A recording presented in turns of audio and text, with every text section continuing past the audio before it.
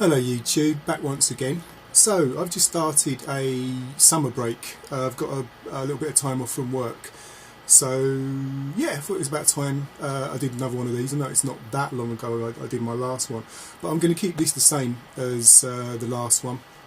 The same format, in that I'm going to go through some of the games that I beat since doing my last video, and then I'm going to show a few pickups. I bought a handful of games to play during the summer.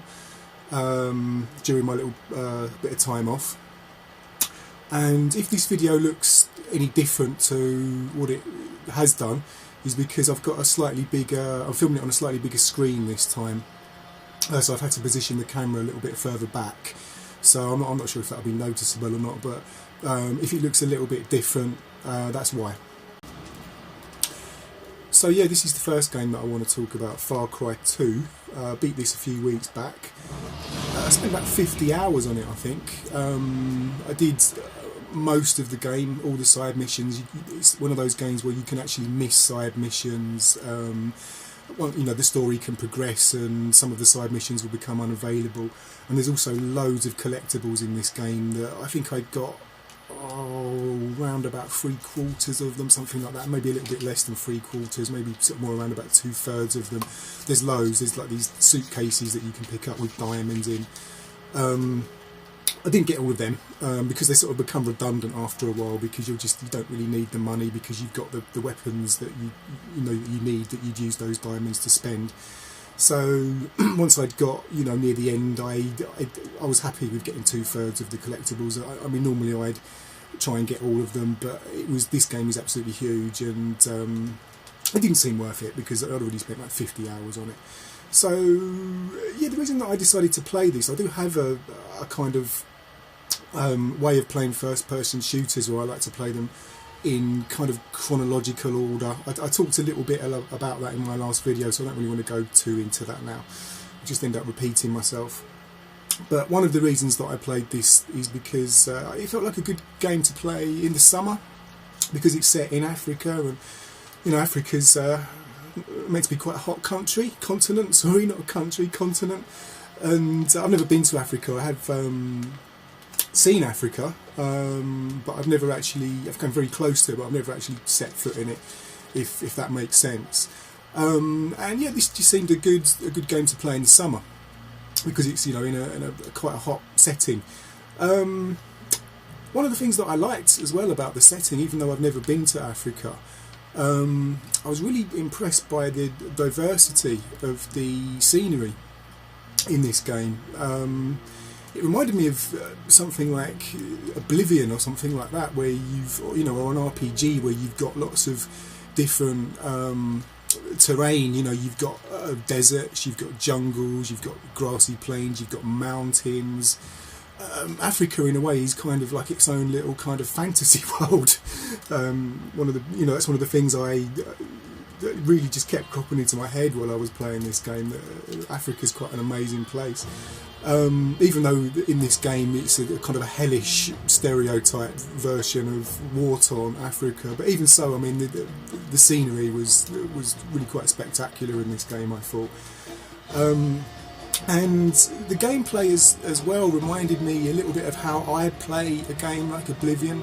I spent about 300 hours on Oblivion, and the way I ended up playing it after a while was very stealthy. I used to even though I started off as a mage, I kind of became more of a kind of a stealth mage, I suppose, over time. And that's kind of similar to how I played this game. I was very stealthy in this game. I snuck about all the time, crouching, hiding in grass, sort of just keeping out of everyone's way. And the way I approached combat was quite stealthy as well, because I went with pretty much the two sniper rifles that you can get in this game. One of them is a silenced sniper rifle, which to me is like one of the best weapons in the game. And I went with the regular sniper rifle, but I needed something with a little bit more oomph in it as well, for certain situations. So my sidearm was the grenade launcher.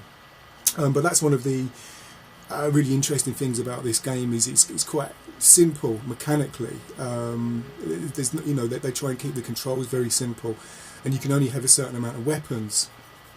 And even though that it was kind of annoying because it means that you just don't ever end up using some of the weapons, it was nice to have access to a few more of them.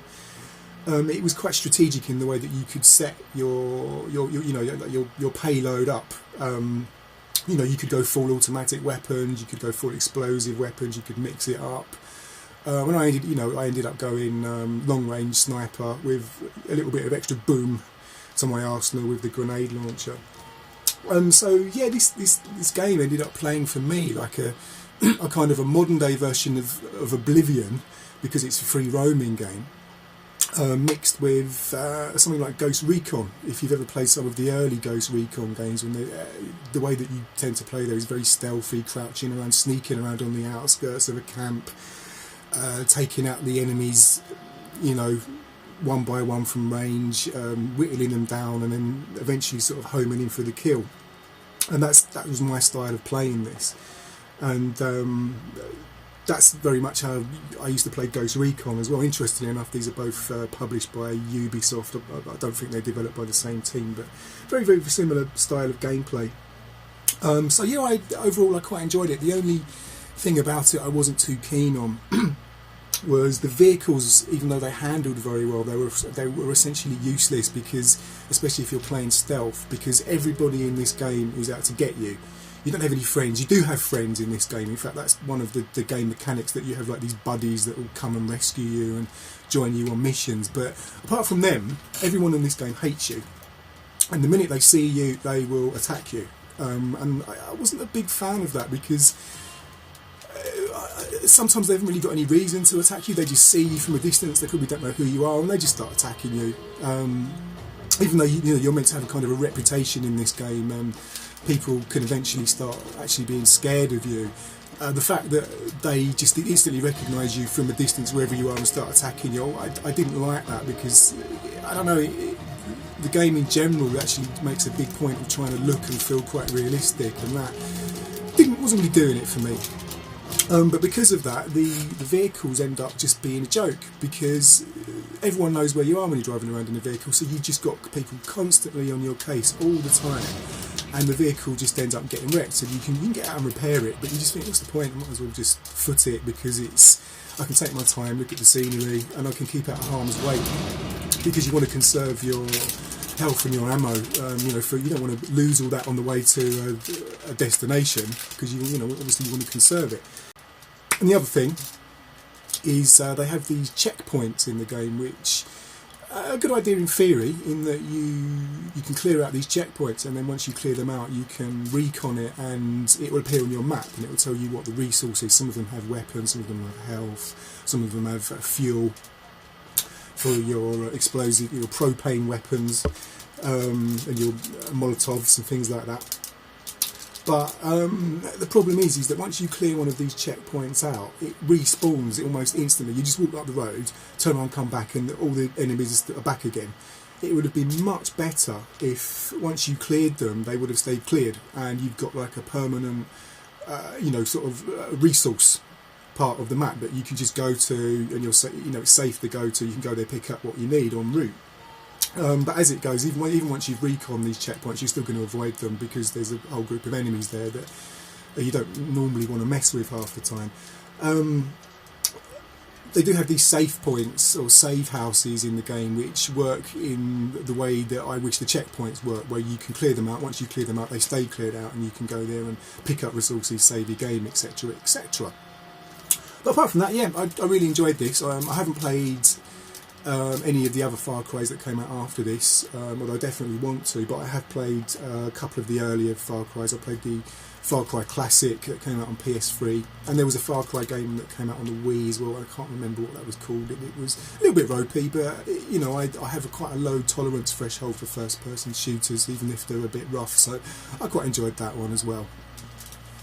So this one is Gangs of London, which originally came out on the PSP, although you're seeing it here on the Vita TV.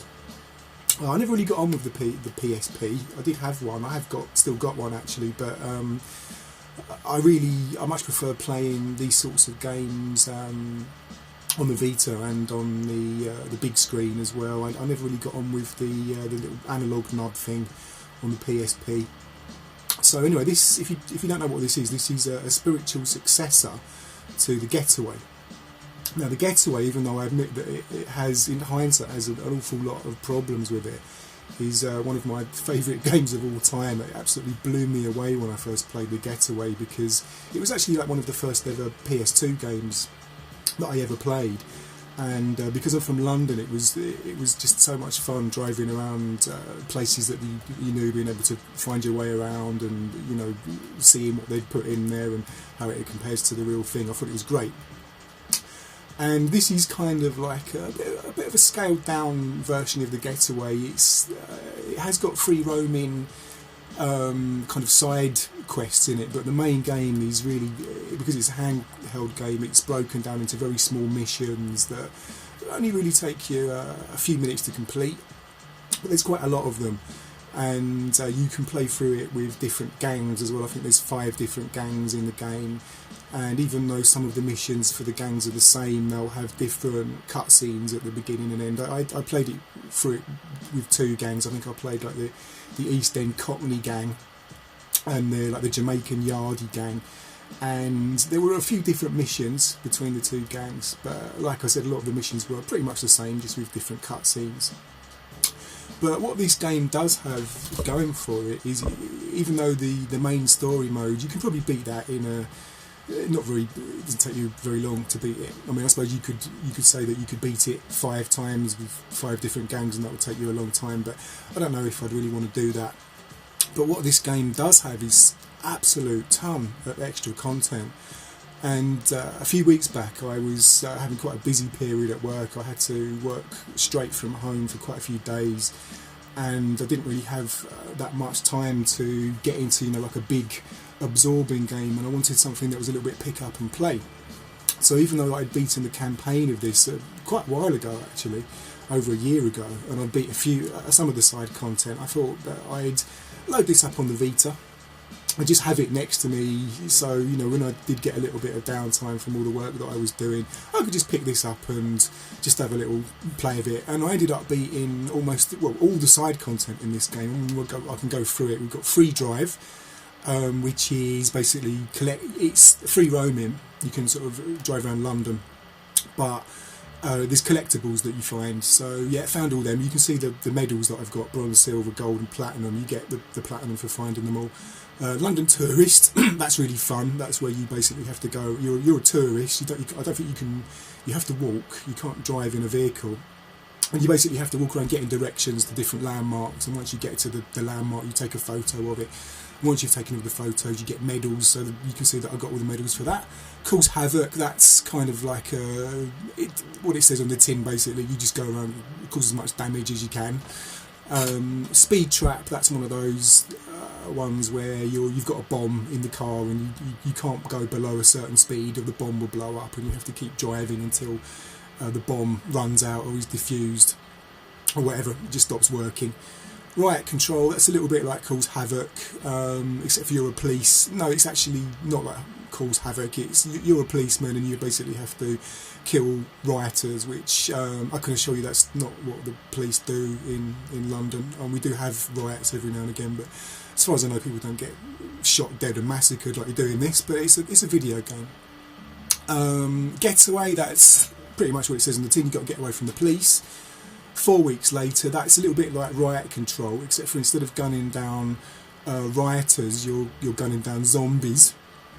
The Knowledge, that's taxi cab missions. So basically it gives you a destination and you've got a certain amount of time to get to that destination. So that's a whole load of stuff right there. But then you've also got Gang Battle, which is kind of like a turn-based strategy game, which is fairly simple, but you know, it passes the time. Then you've got the Pub. I spent quite a lot of time in the Pub. I got all the medals for that as well, and again a bunch of mini games. So you've got darts, Skittles, UK 8-ball pool, US 8-ball pool, and arcade, which is kind of like variations of Snake with a little bit of Pong thrown in as well. But you know, they kind of turn Snake into like these sort of little mini games. I have to say that these are hard. I spent hours on some of these trying to do these, but as you can see, I've got all the medals for that as well. And the Skittles is pretty hard as well on this. So yeah, all in all, it was a pretty good package. I enjoyed it. The version of London in this I don't think is quite as good as it is in the two Getaways that came out before, the original Getaway and the Getaway Black Monday. But you can still sort of see where you are, find your way around. It's quite novel if you know London. And one thing that made me laugh is that somewhere where I used to work, which was actually a college, in this game is a strip club called the Pink Pussy, which is about as far away from a college as you can get, but I found that quite amusing.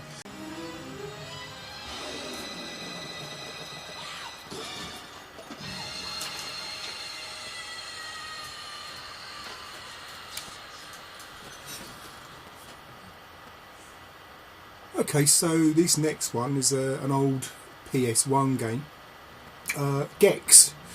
The first Gex. In fact, this was originally, I think this originally came out on 3DO, and it's known as being one of the first ever 32-bit platformers, even though essentially it's still just a kind of a regular kind of 2D platformer. I actually wanted to get into the 3D Gex games, the 3D platformers on the PS1. Because I've heard quite good things about them, and I like 3D platforms, especially sort of the ones from the PS1, PS2 era. So, I wanted to play them, so need to play this one first. And I thought this was pretty decent. Made by Crystal Dynamics, who are probably best known for doing the Tomb Raider reboots these days, but they've done some pretty good games in the past. I'm a big fan of the Soul Reaver games as well. Which we haven't seen a Soul Reaver game for many years, but I was a big fan of that back in the day.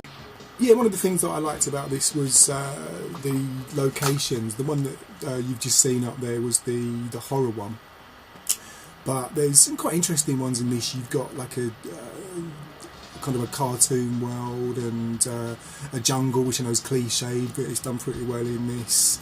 You've got like a kind of a future industrial setting. I quite like the environments in this. Obviously, that's one of the things that can sometimes make or break a platforming game such as this. The gameplay pretty decent.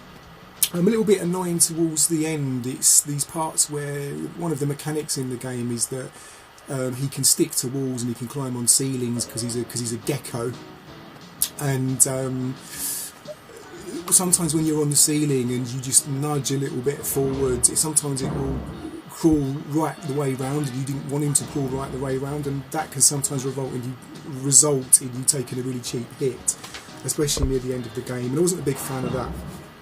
And one of the other things that I found a little bit annoying was the way that this kind of saves your progress. It uses a password system, which, I can sort of deal with. The passwords wasn't that long, quite easy to write down and get right in this. Even on the original 3DO version, it actually saved your game to the internal memory. So I don't know why they didn't include a memory card option in this. Maybe it was just the way it was programmed to write to an internal memory, and they just couldn't be bothered to recode it to, save to a memory card. I don't know. But you're stuck with these passwords, which is all good and well, but the problem is that they don't just hand out these passwords. You have to find them in a level.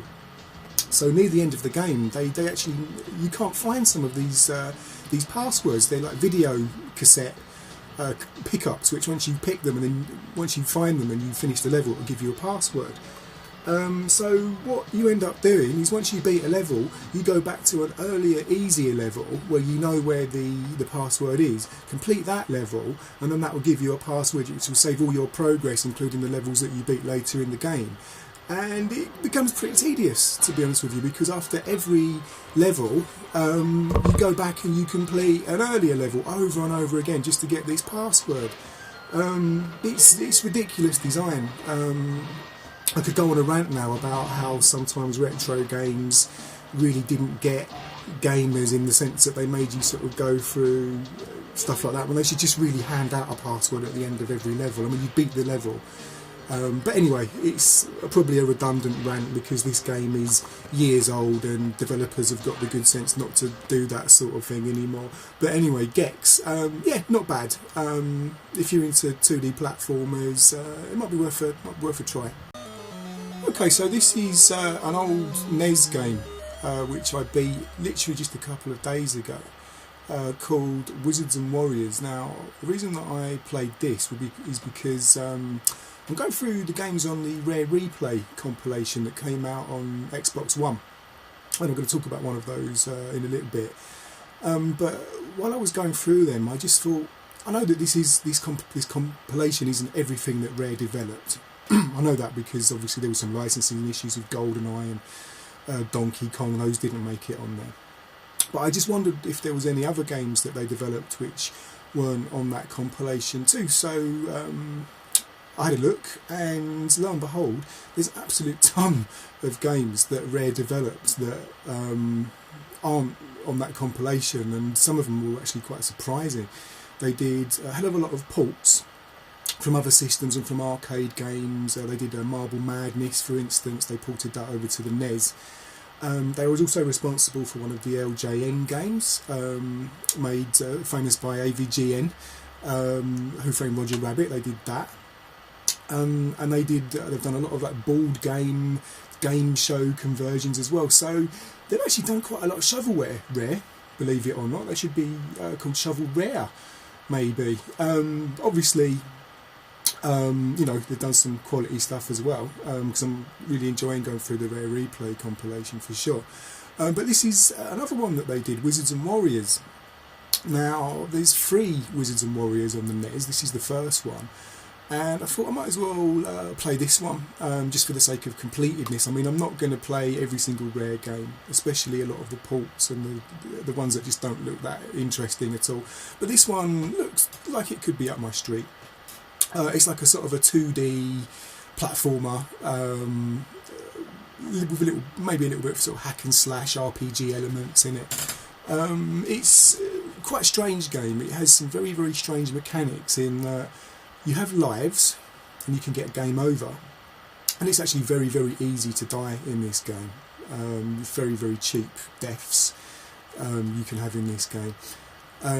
But when you die, you can continue, and you have infinite continues, and you just start from where you left off, with literally from the spot that you died, with all of your items, keys that you found, everything.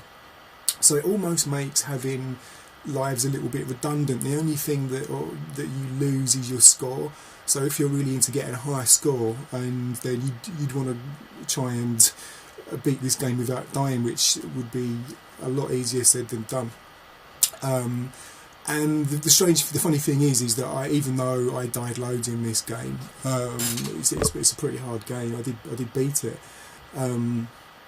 That I still managed to get like the top score in the game, which I don't think is coming up on the screen there, because I reset the game, so I don't think it saves your score. So, but yeah, there you go, Wizards and Warriors. I'm probably going to play through the other 2 as well, but like I said, I think I'm going to limit the other Rare games I play probably to the ones on Rare Replay. There's a few other ones that they did as well, which I might play. But yeah, anyway, Wizards and Warriors, okay. I can see why it didn't go onto the compilation though. Okay, so talking of Rare Replay, here it is. And this is one of the other games that I beat from the collection. Since I did my last video, I've been playing through this sort of very slowly but surely. I actually picked this up about a year ago, and I'm working my way through chronologically, and this is what I'm up to. And again, this seemed like quite a good game to play in the summer for some reason. Cobra Triangle. It seems to be set in quite a sunny climate. What did I think of it? Well, to be honest with you, it's basically RC Prime in a boat with guns. It was okay. I'm not a super big fan of that type of game. I'm not really keen on racing games that have like an isometric view that are played on a D-pad. I find it quite fiddly. RC Pro-Am, which is also on this collection, is I was a little bit annoyed with it because it's one of it's the only game so far on this collection that I wasn't able to get all of the snapshots for. Snapshots are basically those sort of little mini games that they add on to the main games that you can play for achievements and stuff. And I've got all of them. I've got all the ones for this as well, Cobra Triangle. But there's one on RC Prime I just can't get. It's just way too hard, where you have to race a course. You're starting from way behind and you have to win the race, and it's a very, very tricky track, and you have to race it perfectly, and it's quite a few laps before you can catch up, and it's timed as well, and I just found it really annoying. So it's safe to assume that I'm probably not going to get all of the snapshots in Rare Replay, which I was a little bit disappointed with, all because of RC Pro-Am. So yeah, not a huge fan of it, and I think this is probably slightly better, but still, it was okay. There's going to be better games on this compilation, I know that. Okay, so from one compilation to another, and if you can hear the fan of my backwards compatible PS3 blowing in the background, I apologise for that, but it's got a pretty hefty fan on it, that thing. And I'm recording quite close to it as well, so apologies. I hope you can still hear me over the top of it. But anyway, this is SNK Arcade Classics 1. And very similar to Rare Replay, I've been playing this for over the space of a couple of years, sort of working my way through all the games chronologically. And you get about 16 games on this, so I actually, when I first got it, I sort of ploughed through quite a lot of them, but then I sort of put it aside for a while. And one of the reasons that I did that is this game here, The Next Glory Super Sidekicks 3. I'm not a big sport game fan, although I do like some of these Neo Geo SNK sport games, and I certainly don't play a lot of football games, really at all ever. So once I got to this one, I kind of thought, you know what, I'm going to wait until I'm more in the mood to play this. And you may or may not know, but there's been a competition going on in Europe at the moment, the Euro football tournament, and I've been watching that. We're coming near to the end of that now, and it seemed like a good time for me to get back into SNK Arcade Classics, and you know, because I was in the mood to play this football game. So yeah, I played through it. It took a couple of hours. It's not the deepest game in the world. I would imagine that if you do play a lot of football games, you'd probably think it was awful. But as I'm not familiar with the likes of FIFA or PES or anything like that, I thought it was okay. I mean, it's kind of funny because it's very, very easy to get possession of the ball in this and keep possession of the ball. It's, oh wow, my fan is really taken off. Okay, I've had to cut to the more tranquil environment of my slim PS3 because the fan on my backwards compatible PS3 that I was trying to show Neo Geo SNK Arcade Classics Volume 1 just got so loud. I was struggling to hear myself over the top of it. It was ridiculous. It's actually quite a hot day today, so that fan does get a little bit more intense when it gets hotter. But anyway, I'll just have to have this in the background while I talk about SNK Arcade Classics Volume 1, which is a shame, but never mind. But yeah, I was talking about the football game on there before the fan really kicked in. I was just talking about how it plays, and I'm not very familiar with a lot of football games like FIFA or PES. I don't really play them, so I can't really compare it to them. But it was basically a very, very simple arcade game, very easy to get possession of the ball, not so easy to score. So you ended up having these games where you dominate possession of the ball, but you don't get a lot of goals. You don't end up with these sort of ridiculous, you know, sort of 20-0 score lines. So in a way, it's kind of similar to how England just performed in the Euros, where they can keep possession of the ball, but they just can't score a goal.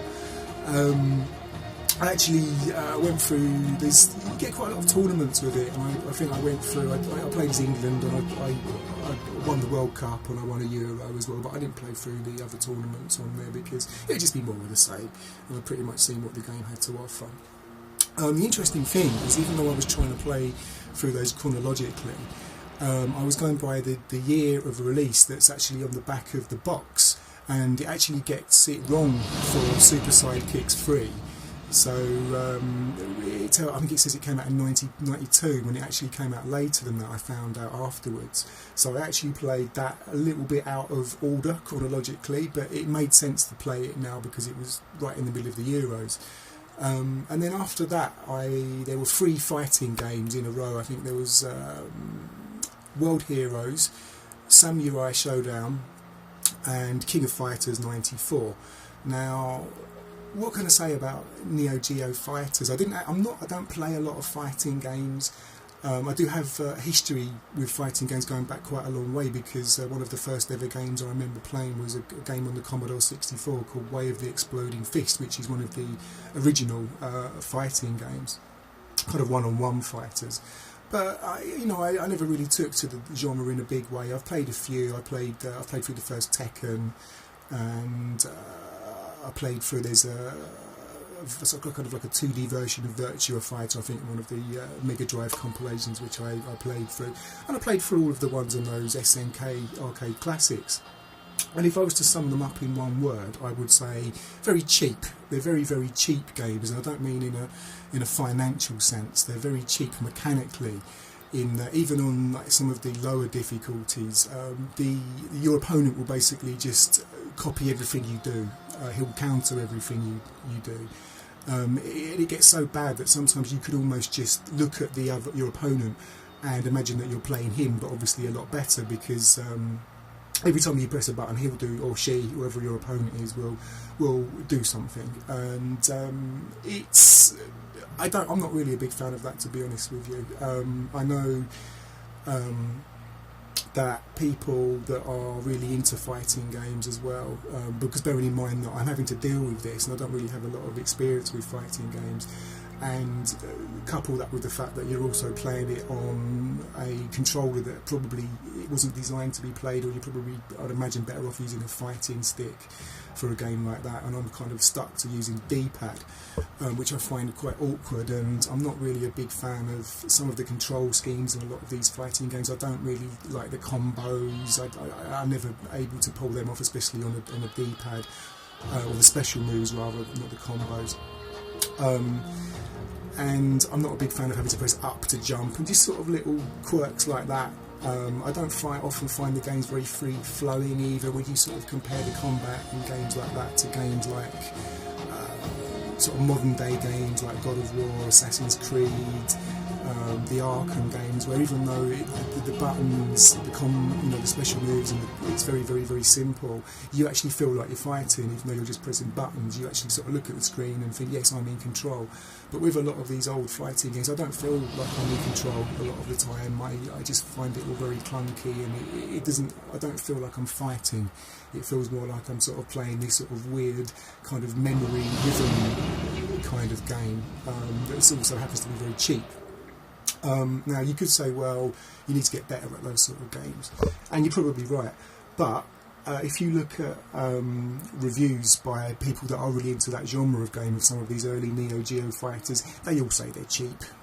So I'm not alone in thinking that. I mean, bear in mind that they were arcade games, so they're basically designed to suck your money. But I did manage to beat them all in my own way. I managed to plough through them. It was strange, because even though you think you need skill to beat these games really well, I still somehow, the way I beat them always felt really cheap, and I'd find a move that worked and just spam it over and over again, and I'd sort of brute force my way through. And whenever I lost, it felt a little bit cheap as well. I thought, well, I couldn't do anything about that. But anyway, that's just my take on those sort of games. But I've played them all on that compilation now, and I actually spent probably more time on those games, the fighting games, on that than I did any other game on that compilation, mainly because they were so hard. So even though they're not the games that I necessarily bought it for, they're the games that really sort of gave me the most amount of entertainment value, I suppose. And the other games on that I beat, because I actually beat them all now. I've just finished Shock Troopers today, but I'm going to play through Shock Troopers with a few more characters, and there's a few extra paths you can take, so I haven't actually seen all that game yet. But the other games on there were Top Hunter, which is a little bit like Metal Slug, but nowhere near as good. It's okay. And then you've got Metal Slug, which I'd never played. Now, Metal Slug is actually one of the games that I originally bought that compilation for, and it's quite interesting that it took years for me to eventually get around to playing it, because it's actually one of the later games on that compilation in terms of when it was released.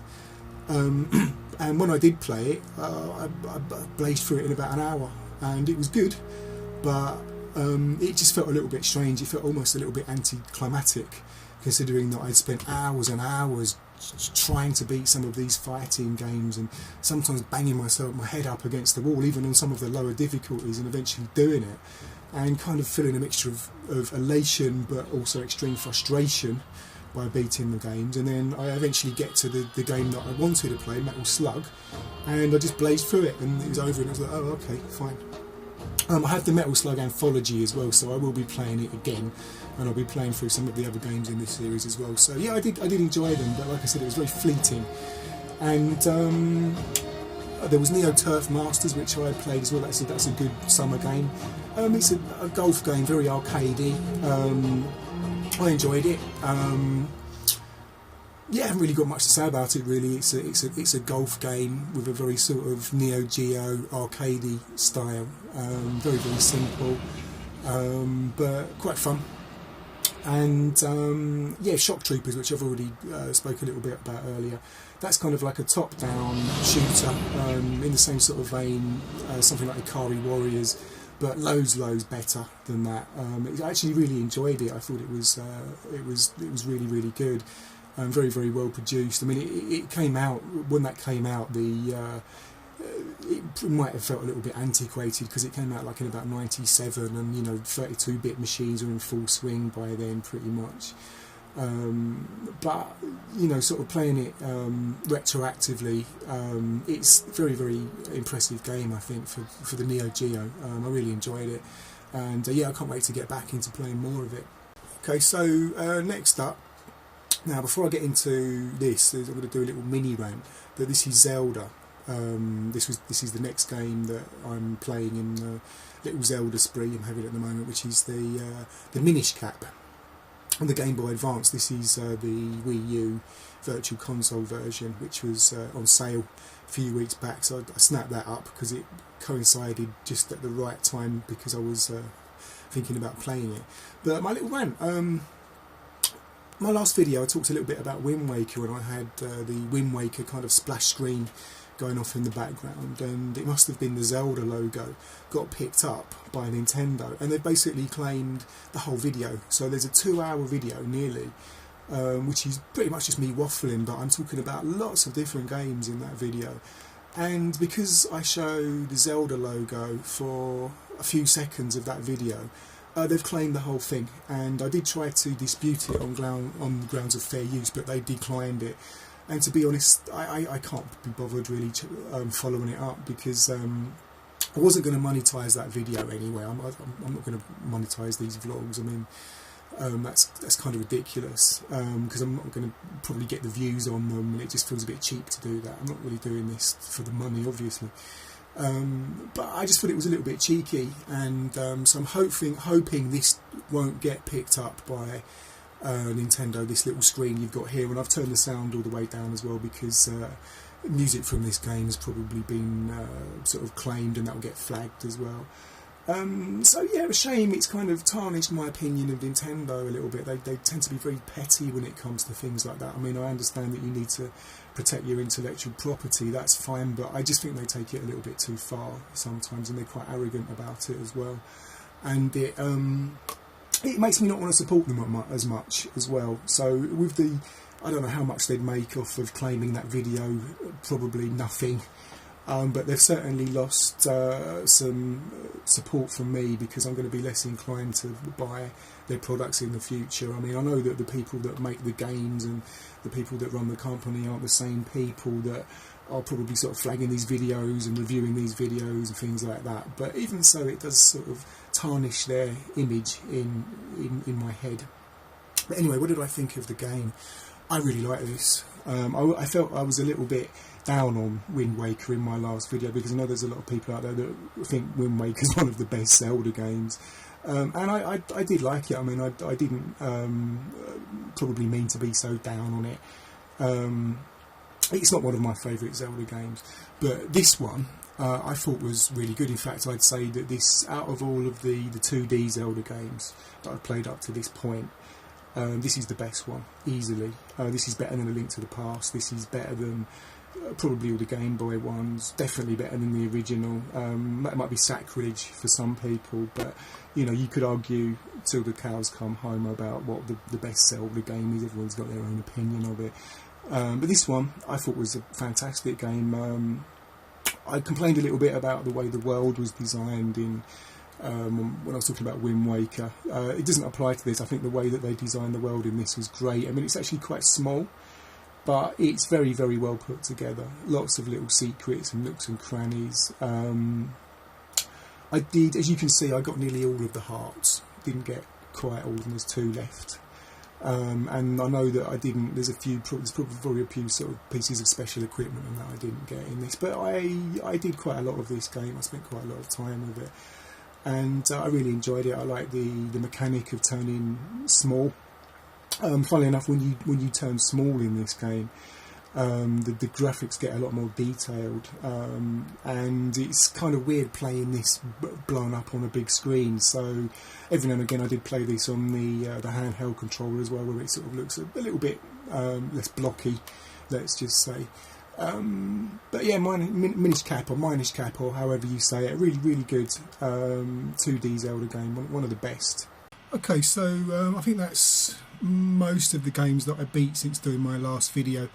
There's a niggling feeling in my head that there's others, but whatever, I think that'll do for this video.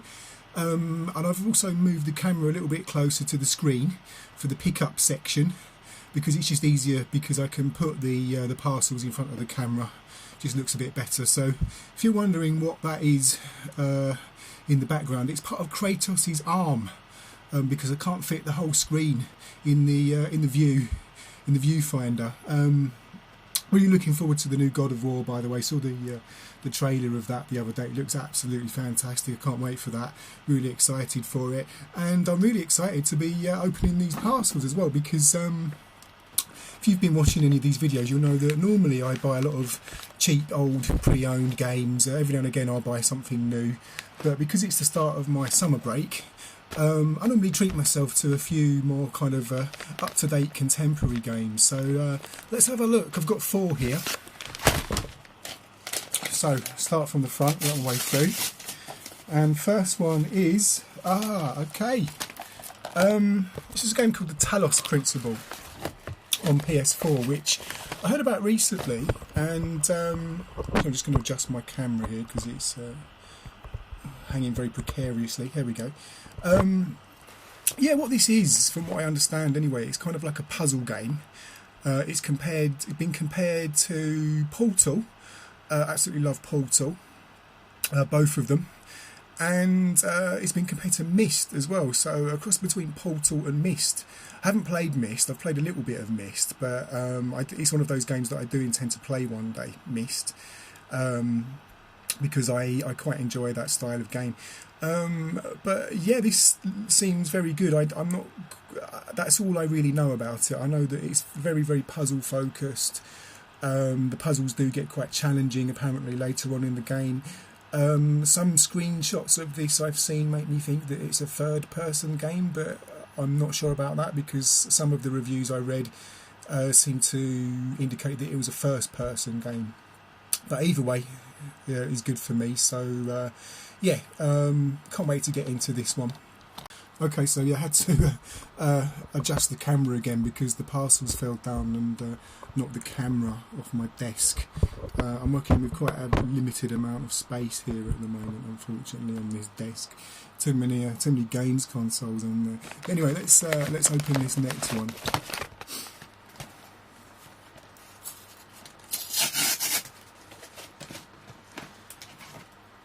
Okay, so this is a Xbox One game, Quantum Break. Now, One of the reasons that I'm buying this is not actually for Quantum Break. I've heard bits about Quantum Break, and I'll talk about that in a bit. But the main reason that I'm getting this is actually because you get Alan Wake. I don't know if you can see there, if that's in focus, doesn't look like it from here. But you get Alan Wake with this, and I've never actually played as Alan Wake. If you know my gaming history, you'll know that I've never actually had an Xbox until the Xbox One. So a lot of Xbox games exclusives and Xbox 360 exclusives completely passed me by. But now, thanks to this, Quantum Break, I can play Alan Wake at last. So I'm a big fan of, I think it's Remedy games that develop this. They do the Max Payne games as well. I'm just trying to see what it says on the back, but whatever. Anyway, it's the same developers that do Max Payne as well. I do Alan Wake and Quantum Break. And yeah, so I'm going to probably play through Alan Wake before I play through Quantum Break. And I've also got Max Payne 3, which I've never played. I've played Max Payne 1 and 2, so I might have a bit of a binge of this developer and play through Max Payne 3 over the summer, because what I've seen of that looks like quite a summery game as well. But anyway, talking about this Quantum Break, I don't know much about this. I mean, I'm presuming it's kind of like a third-person action game. But what I do know about it is that it has these kind of TV show, live-action TV show bits on it, which is all well and good if they, if they're decent. I mean, I'd probably rather be playing a game than watching a TV show, but whatever, it might be interesting. But the thing about this is that apparently all of that is online, it's streaming, and one review I read said that it was buffering. So that's, I hope that doesn't happen, because that's going to be ridiculous. If you get to this sort of high production live action part that's meant to be an integral part of the game story, and it starts buffering, that's going to be a buzzkill. I don't know why they didn't just put that footage on the disc. Surely there was room, it's a Blu-ray, or if not, couldn't it just download the files and store them on your hard drive? To me, this is an example of technology that is used just for the sake of using it, rather than because it's actually a good idea. I'm not a big fan of things that are compulsory online if they don't have to be. But anyway, that's beside the point. I'm going to play Alan Wake, really. You get all the DLC with Alan Wake as well, I think, or the DLC for Alan Wake.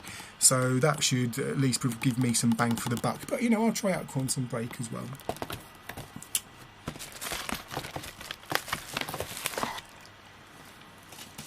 So, what next? Okay, this is the big one. This is the one that I've been waiting to play for ever since it came out, and that's Uncharted 4.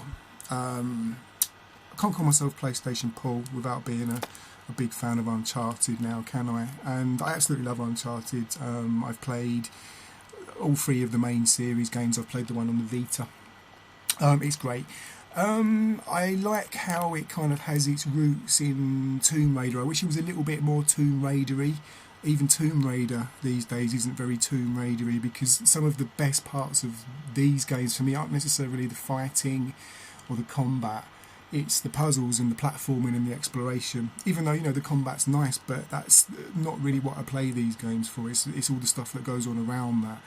And I can't wait for this. I think I've heard very good things about this. Naughty Dog know what they're doing, that's for sure.